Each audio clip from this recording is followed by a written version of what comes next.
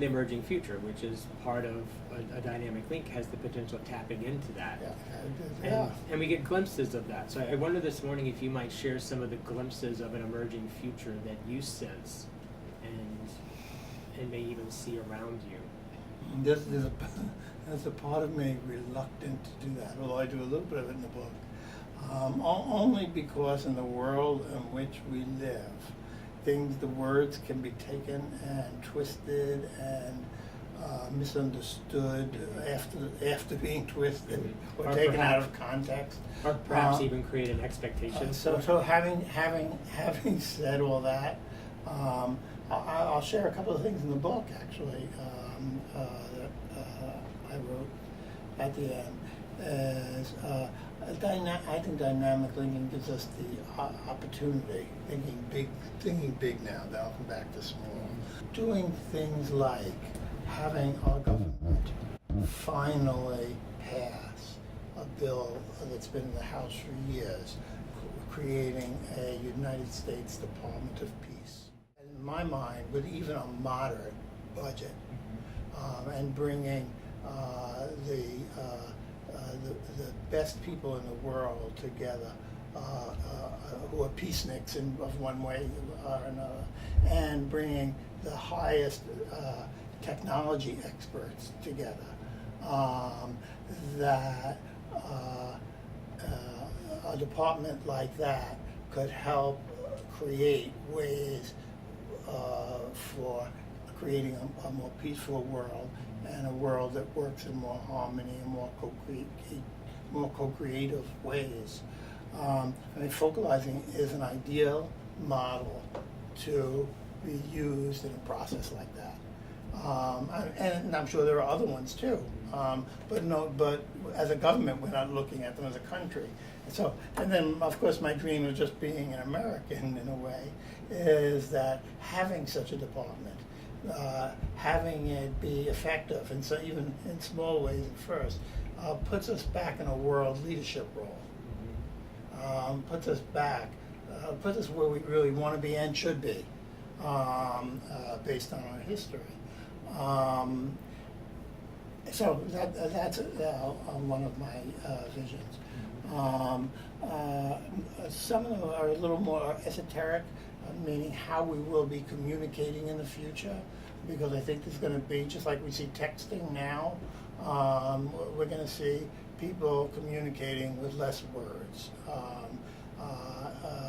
I think we're really looking at a whole another vision of how the human race operates. But we're not there yet. It's perfectly okay. There's no rush to get there. But just some of the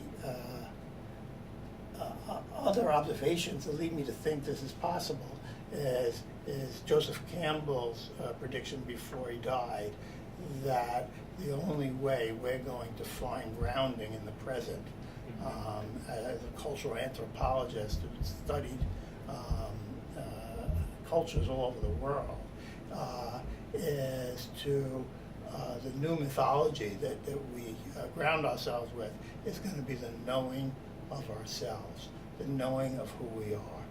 And who we are, scientifically, is very clear, and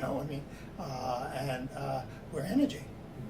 And the sooner we can learn that we're energetic beings and learn how to work with that, the more joyful and connected we're going to be.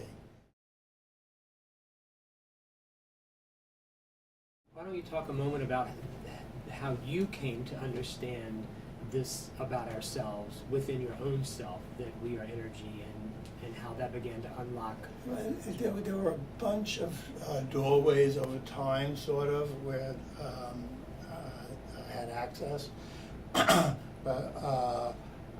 certainly one big one was when I was diagnosed with a terminal cancer in 1983. And I wanted to live. I was only 38 years old. So I incorporated whatever complementary healing approaches along with the very, very aggressive chemotherapy.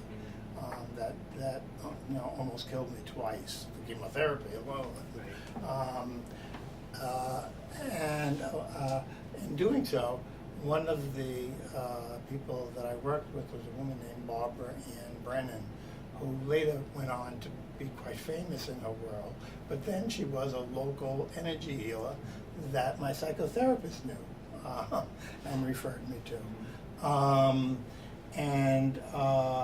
And Barbara worked with my energetic body while I was beginning the chemotherapy, just as I was beginning the chemotherapy, and I felt it. I felt the strange sensations happening in my body while Barbara was working on me. And she even came up to Sloan Kettering to work with me. And I didn't know what that was. I don't know exactly. I can't even give that total credit for the fact that I'm still alive against all odds now. But I have to say that it felt significant to me, and it was one of the doorways. There was another one about 10 years later that blew me open much further.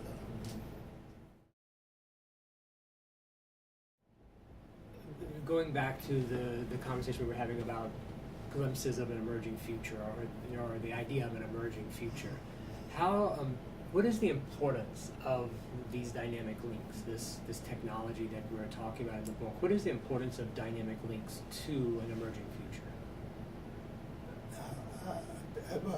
First of all, to me, dynamic links or something like them